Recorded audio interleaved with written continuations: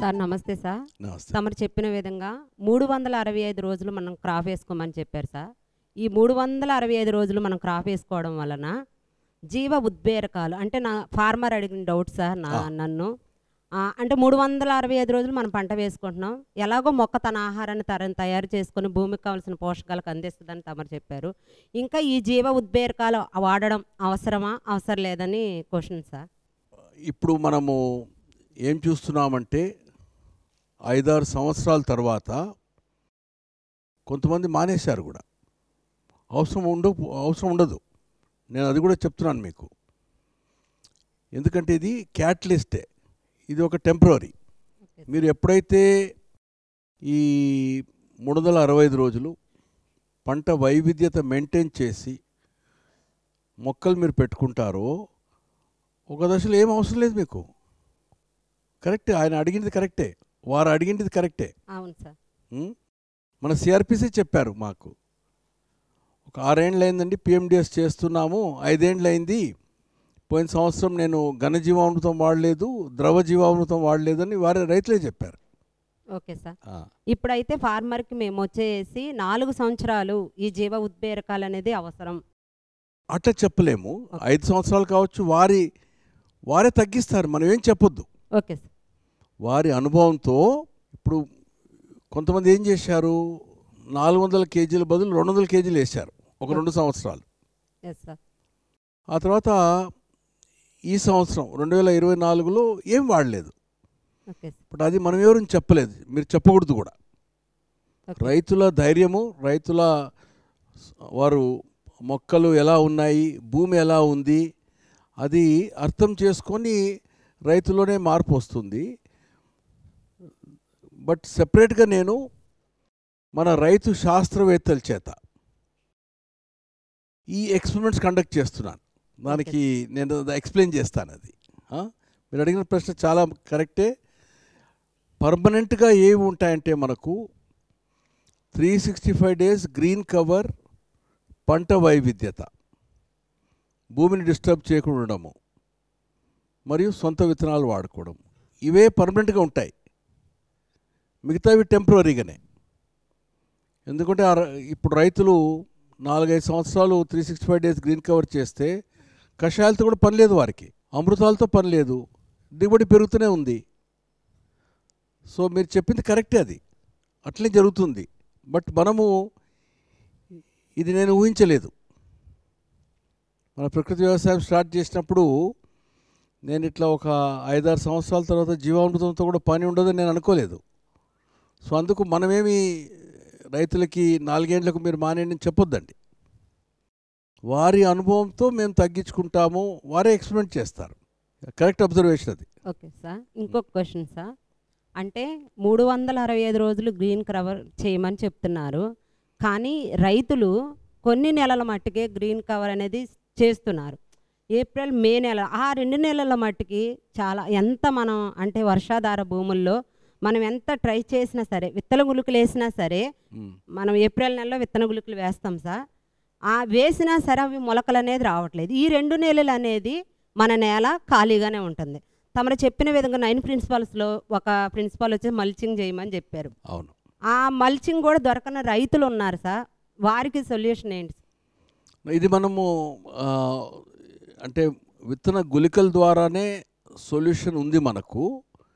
But అది విత్తన గుళికలు కూడా మీరు పని చేయలేదంటే మనము పంట కాంబినేషన్ ఏమైనా మార్చాలన్నా, అక్కడ ఆ ప్రాంతాలలో నిదానంగా చెట్ల వరకు వెళ్ళాలన్నా, సో అట్లా ఆ విధంగా వేరే సొల్యూషన్స్ కూడా ఉంటాయి. ఇది స్పెసిఫిక్ ప్రాబ్లమ్స్ ఇవి. అది మనం అక్కడ గ్రామం గురించి రైతు పరిస్థితులు దృష్టిలో పెట్టుకొని సలహాలు ఇవ్వచ్చు.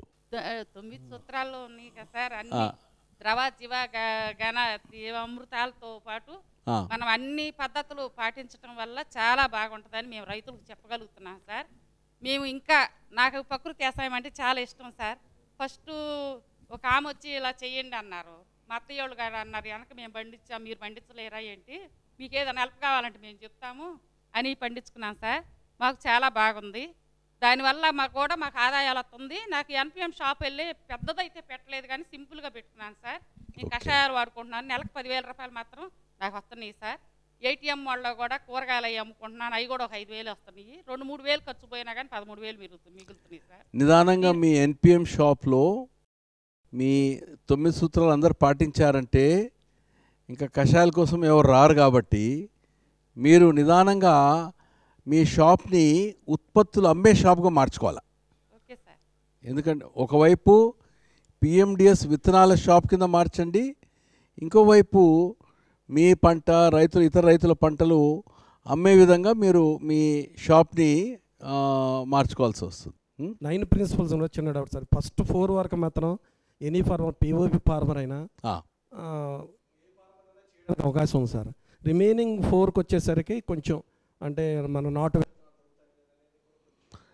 నేనేమన్నాను, సొంత విత్తనాలు రైతు పొలంలో ఈ మన ప్రకృతి వ్యవసాయ సిద్ధాంతం పాటించి తన సొంత విత్తనాలని చెప్పాను ముందు. బట్ ఎక్కడైనా దేశవాళీ విత్తనం దొరికితే అది ఇంకా మంచిది అన్నాను అట్లా. సో 5th ప్రిన్సిపల్లో ప్రాబ్లం లేదు. Okay sir, thank you. 6వ ప్రిన్సిపల్లో పశువులు భూమిలో ప్రాబ్లం ఉంది.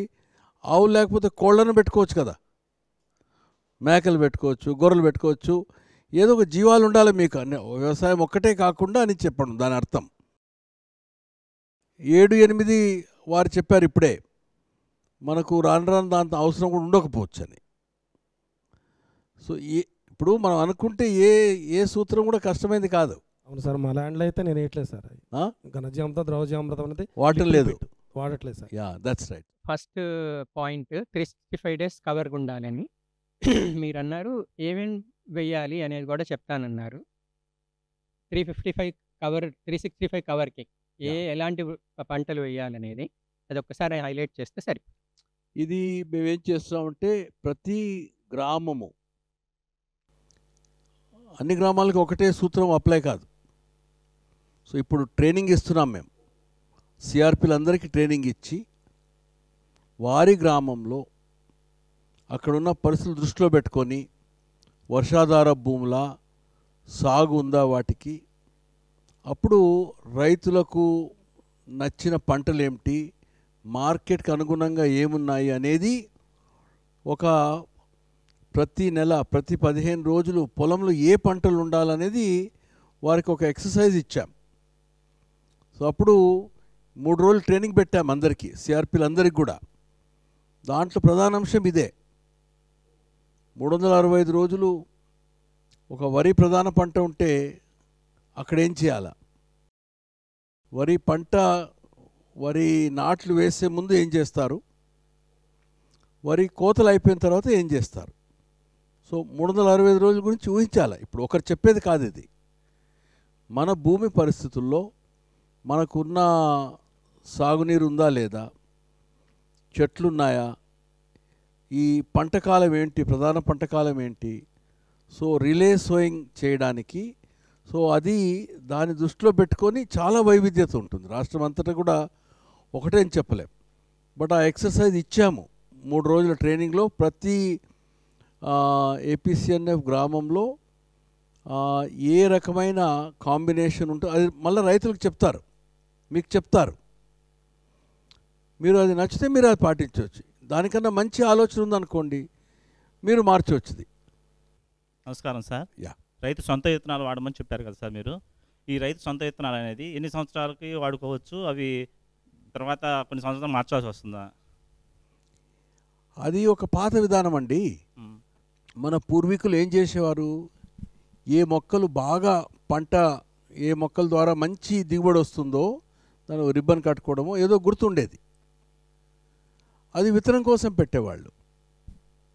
ఇప్పుడు మనం ఏం నేర్చుకుంటున్నామంటే, మీ భూమి మన సూక్ష్మజీవుల వైవిధ్యత సంఖ్య పెరిగినప్పుడు మీ విత్తనాలు కూడా చాలా సుపీరియర్గా ఉంటాయి. మార్చాల్సిన అవసరం లేదు. పంటలు బాగా వచ్చాయండి, ఎందుకు మార్చాలి? అంటే కొంతమంది రైతులు అడిగినటువంటి డౌట్స్ ఏంటంటే సార్, మొక్క కొన్ని సంవత్సరాల తర్వాత ఏమవుతుందంటే ఇదే విత్తనం మళ్ళీ వేయటం వల్ల అది హైట్ ఎక్కువ పెరిగిపోతుంది అన్న ఉద్దేశంతో అడగటం జరిగింది. తెగులు అంటే ఇది మన చూడండి, మొక్క సూక్ష్మజీవుల సంబంధం అనేది మనం భూమిని ఈ సిద్ధాంతాల ప్రకారం చేశామనుకోండి, మీ ప్రతి సంవత్సరం కూడా మీ భూమి స్వభావం ఇంకా మెరుగుపడుతూనే ఉంటుంది. సో విత్తనాలు మార్చాల్సిన అవసరం లేదు. ఈ డిపార్ట్మెంట్ పరంగా ఏం చెప్తారంటే యూనివర్సిటీ పరంగా కొత్త వంగడాలు వచ్చాయి, సో ఇది ఇంకా ఇంప్రూవ్డ్ వెరైటీ అని. సో అట్లా అందుకు విత్తనం మార్చమంటారు. బట్ మీకు మంచి ఫలితం వచ్చిందనుకోండి, మార్చాల్సిన అవసరం లేదు. Okay sir. ఆ దేశవాళీ విత్తనాలు అంటే 200-300 సంవత్సరాల కింద విత్తనాలు కదా. ఇదంతా కూడా మీ స్వయం అనుభవంతో మీరు చూడండి. మీకు ఏమన్నా ఇబ్బంది కలిగితే అప్పుడు ఇది కరెక్ట్ కాదనండి నా దృష్టిలో. ఎందుకంటే ఇప్పుడు మనకు ఏమర్థమైంది, ఇది కొత్త సైన్స్. ఒక 5 ఏళ్ల కిందట ఈ ప్రశ్నకు నా దగ్గర జవాబు ఉండేది కాదు. ఇప్పుడు ఏమర్థమవుతుంది, విత్తనంలో ఎంబ్రియో, విత్తనానికి కావాల్సిన ఆహారంతో పాటు కోట్లాది సూక్ష్మజీవులు ఉన్నాయనేది. అది ఆ నేలకి అనుగుణంగా మొక్క ఎదుగుదలకు పనికొచ్చే సూక్ష్మజీవులు విత్తనంలోకి వచ్చాయి. ఇప్పుడు మళ్ళీ మీరు మార్కెట్ నుంచి తెచ్చారనుకోండి, మళ్ళీ దానికి కొన్ని సంవత్సరాలు పడుతుంది అక్కడున్న సూక్ష్మజీవుల వాతావరణానికి అది తయారు కావడానికి. సో అందుకు నా దృష్టిలో అవసరం లేదు. నమస్కారం సార్. వెనక మన పూర్వకాలంలో పెద్దలు ఆముదం పిండి, యాప పిండి ఇలాంటివి వాడేవాళ్ళు. నేను ఇప్పుడు ఆ పద్ధతిని పాటిస్తున్నాను సారు. ఇప్పుడు నూగుల చెక్క నేను స్వయంగా వేసుకుంటున్నా, ఆముదం పిండి కూడా తెచ్చుకుంటున్నాను, యాప పిండి పైన స్పేర్ చేసుకుంటున్నాను, కింద కూడా వేసుకుంటున్నాను. దీనివల్ల నాకు ఉపయోగం అనేది ఉంది. దానివల్ల ఏమన్నా ఎఫెక్టా? ఇందాక మనం వాడకూడదు, ఇప్పుడు వాడతలేదనే మాటకి. అంటే అది వాడితే నష్టం లేదు, బట్ అది మీకు ఊరికే వస్తుందా, డబ్బులు ఖర్చు పెట్టాలి దానికి? తెచ్చుకుంటున్నాం మామూలుగా. సో కరెక్టే. సో మీరు ఏం చేయాలంటే, మీకు ఎంత భూమి ఉంది? 2 ఎకరాలు ఉందా, 5 ఎకరాలు ఉందా? అదే ఇప్పుడు 2 ఎకరాలు. 2 ఎకరాలు ఉంది కదా. ఒక అర్ధ ఎకరంలో నేను చెప్పిన విధంగా పాటించండి. అక్కడ రిజల్ట్ తెలుస్తుంది.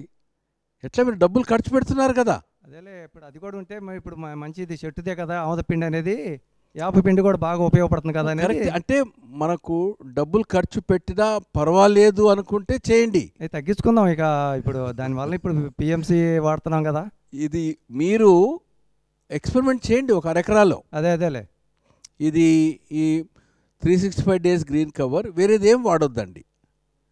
అప్పుడు దీనికి దానికి ఫలితంలో డిఫరెన్స్ లేదనుకోండి, మిగతా చోట కూడా వేయాల్సిన అవసరం లేదు కదా. Okay sir. సో ఏదైనా నేను చెప్పానని చేయొద్దండి, మీరు స్వయంగా ఎక్స్పెరిమెంట్ చేసి కరెక్టే. ఇప్పుడు అవన్నీ కొనాలి కదండి, ఊరికి ఇవ్వటం లేదు కదా, మీకు శ్రమ ఉంటుంది. సో అది శ్రమ. ఇప్పుడు ఎలా ఉందంటే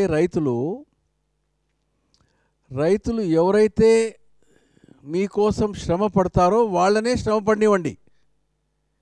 మీకోసం శ్రమ పడేవాళ్ళు సూక్ష్మజీవులు, వారి పని మీరు చేయొద్దండి. వారి పని మీరు చేస్తే మీకు ఖర్చు, శ్రమ. వాటికి మొక్క దానికి ఆహారం ఇస్తూ ఉంది, సో అది చెల్లించింది కదా.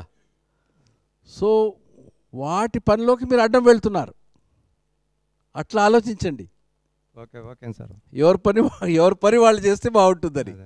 సార్ మీరు చెప్పినటువంటి 9 సూత్రాల్లో ఒకటి, మనం భూమిని దున్నక్కర్లేదు అన్న పాయింట్ ఉంది. అయితే మా ప్రాక్టికల్గా ఏంటంటే యాక్చువల్గా అరౌండ్ 15% ఆఫ్ ది ఎక్స్పెండిచర్ దాని మీద పెడుతున్నాం, భూమిని దున్నటానికే పెడుతున్నాం. ఏంటంటే ముందుగా ఒకసారి దున్నమంటున్నారు, తర్వాత రోటావేటర్ అంటున్నారు, తర్వాత మళ్ళీ ఇంకోసారి దున్నటం, మళ్ళీ దమ్ము వేయటం. సో మరి యాక్చువల్గా మా ప్రాక్టికల్ ఎక్స్పీరియన్స్ కూడా దున్నకుండా గడ్డి విత్తనాలు వేసామండి, ఆవుకి గడ్డి వస్తుంది, ఈవెన్ అవి కూడా రాలేదు. మరి దీన్ని ఇంప్లిమెంటేషను ఎట్లా చేయగలుగుతాం అంటారు? మరి దున్నటం అన్నది ఆపటం అన్నది. అంటే మినిమల్ టిలేజ్, ఒకేసారి 0 టిలేజ్కి వెళ్ళలేరు. మినిమల్ టిలేజ్, ఎందుకంటే మీరు భూమి డిస్టర్బ్ చేస్తే, భూమిని మీరు డిస్టర్బ్ చేసి కలుపు రాకుండా ఉండడానికి, అంతే కదా. అంతే అండి, కలుపు రాకుండా ఉండాలి మనం. సో కలుపు రాకుండా ఉండడానికి మీ భూమి స్వభావం మారితే కానీ కలుపు రాకుండా ఉండదు. అది నేను చెప్తాను మీకు. Okay sir. భూమిలో ఒక దశలో ఏమవుతుంది, ఆ దశ వచ్చేంతవరకు ఏం చేయాలనేది. సో వీడ్ మేనేజ్మెంట్ వారు కూడా శ్రమ పడుతున్నాం రైతులని. సో ఒక దశలో అవన్నీ ఏం లేకుండా ఉంటాయి, బట్ ఇంటరిమ్ పీరియడ్లో కొన్ని మన ఎఫర్ట్స్ మనం చేయాల్సి వస్తుంది. అదే మేము ఖర్చు కూడా ఏంటంటే కలుపు తీయడానికి కూడా ఎక్కువ ఖర్చు పెట్టాల్సి వస్తుంది అనమాట. ఎక్కువగా దున్నటానికి కలుపుకే ఇట్ ఈస్ అరౌండ్ 30%. ఎగ్జాక్ట్లీ, అది మేము కలుపు రాకుండా చేయడం కూడా చెప్తాను మీకు ఇప్పుడు. ఓకే సార్, ఓకే రెండు, that is the main problem. అది దున్నటం అన్నది నిదానంగా తగ్గించవచ్చు అంటారు మీరు, అంతే కదా? నిదానం తగ్గించండి, నిదానంగా. ఏదో దమ్ము చేయాలి అవన్నీ అవసరం లేదు అది. Plus there are best practices. మీ చుట్టుపక్కలే ఎవరైతే మీలాంటి పంట సిచ్యువేషన్లో కూడా షాలో ప్లవింగ్, మినిమల్ టిలేజ్ చేశారో అలాంటి ఎగ్జాంపుల్స్ మీరు చూడాలి మీ జిల్లాలో. ఓకే సార్, ఇప్పుడు సొంత విత్తనాన్ని వాడమంటున్నారు కదా సార్. సొంత విత్తనం ఈ సంవత్సరం నా పొలంలో పండింది పంట, నేను తీసుకున్నాను. అది నెక్స్ట్ ఇయర్ వాడొచ్చా, లేకపోతే 2 years తర్వాత వాడొచ్చా? ఎన్ని రోజులు నిల్వ ఉంటుంది ఆ విత్తనం అనే డౌట్ సార్. అంటే ఒక్కొక్క విత్తనానికి కొన్ని గుణాలు ఉంటాయి. అంటే ఎట్లా స్టోర్ చేయాలా అవన్నీ నేర్చుకోవాలా, దాని వయబిలిటీ ఏమిటి. సో అది విత్తనం స్పెసిఫిక్ ఎగ్జాంపుల్ నేను చెప్పలేను కానీ, బట్ సొంత విత్తనం వాడుకోవడంలో మన పెద్దల సమయంలో ఆ విత్తనాలు దాచిపెట్టే మార్గము, అది ఏ పంట, రబీ పంట ఖరీఫ్లో వాడతారా లేకుంటే 1 సంవత్సరం తర్వాత వాడతారా, ఒక్కోదానికి కొన్ని పద్ధతులు ఉన్నాయి. సో అది పాటించాల్సి వస్తుంది. విత్తనము అది బూజు పట్టకుండా, లేకుంటే ఏదైనా ఇన్ఫెక్షన్ లేకుండా బూడిద వేస్తాము, అలా నిల్వ చేస్తాం, కుండలో నిల్వ చేస్తాం సార్. కానీ ఈ సంవత్సరం వచ్చిన విత్తనం ఈ సంవత్సరం వేయడం వల్ల దిగుబడి అనేది తక్కువగా వస్తుంది అనే డౌట్ అనేది టెస్ట్ చేయండి మళ్ళా అని. అంటే మీరందరూ నా దృష్టిలో ప్రతి రైతు కూడా శాస్త్రవేత్తనే. Okay sir. సో మీకు ఎక్కడ నేను చెప్పే దాంట్లో అనుమానం వచ్చినా కూడా మీరు సొంతంగా టెస్ట్ చేయాలి. టెస్ట్ చేసి నేను చేశాను, ఇప్పుడు వారికి చెప్పాను కదా, వారు చెప్పారు ఆముదం చెక్క నువ్వులు వాడాలని, నష్టం లేదు, బట్ ఒక చోట వాడకుండా చేయండి. సో దీంట్లో ముందు నాలెడ్జ్ ఏముంది, మన గ్రామంలో కానీ మన సిఆర్పీలు కానీ ఇతర రైతుల వల్ల పెద్దల దగ్గర ఏమి నాలెడ్జ్ ఉంది ఈ విత్తనం గురించి, దీన్ని ఎలాంటి మొక్కల్ని మనం విత్తనం కోసం వాడుకోవాలా, ఆ విత్తనం ఎట్లా దాచిపెట్టాలా అనేది ఒక్కొక్క చోట అక్కడున్న పద్ధతుల ప్రకారం మీరు వెళ్ళాలి. ఒక జనరల్ ప్రిస్క్రిప్షన్ ఇవ్వలేం. అది విత్తనాన్ని దృష్టిలో పెట్టుకొని దానికి రికమెండేషన్స్ ఉంటాయి. అంటే మేము చిన్నప్పుడు వచ్చేసి మా నాన్నగారు ఈ సంవత్సరం పండిన విత్తనాలు వచ్చే సంవత్సరం వేయడం వల్ల దిగుబడి అనేది తక్కువగా వస్తుంది అనే, అంటే చాలాసార్లు మీరు టెస్ట్ చేయండి అమ్మా, విన్నాను సార్, అందుకే అడిగాను సార్ డౌట్. అవును, మీరు టెస్ట్ చేయండి. టెస్ట్ చేసి మీ నాన్నగారు కరెక్టా లేకుంటే మీరు ఇప్పుడు ఎక్స్పెరిమెంట్ చేసిన తర్వాత కరెక్టా అనేది తెలుస్తుంది. దీంట్లో ఇది నేను చెప్పాను కదా, ప్రకృతిలో ఏమి జరుగుతుందో అన్ని విషయాలు మనకు తెలియదు. ఈ విధంగా నువ్వు ఎక్స్పెరిమెంట్ చేసావనుకో, అది నేను 10 మందికి చెప్తాను. Okay sir, thank you sir. Right.